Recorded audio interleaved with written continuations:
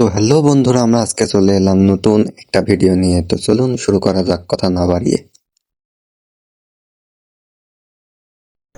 তো এখানে একটি লোককে দেখানো হয় যাকে শত্রুরা বন্দি করে রেখেছে একটি গুহার ভিতরে।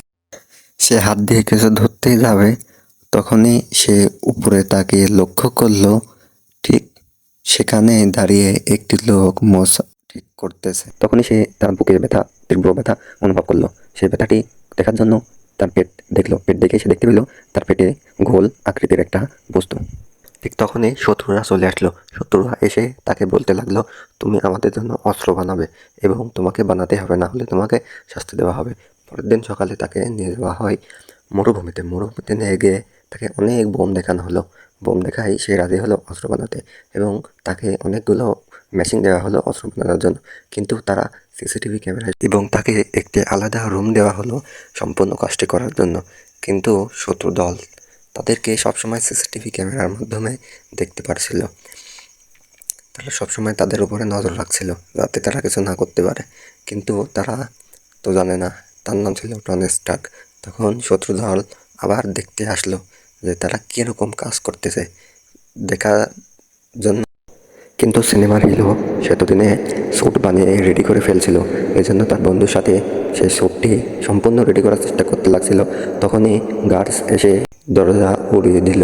তখনই সেই টনি স্টার্ক সে তাকে বলল, তুমি যেও না, তুমি তাদের সাথে পারবে না।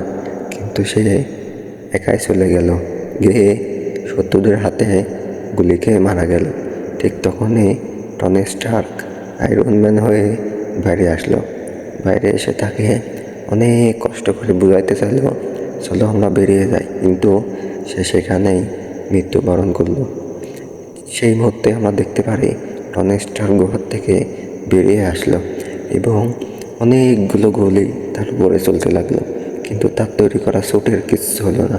কিন্তু সেখানে মজুদ বোম তখনই বিস্ফোরণ হলো।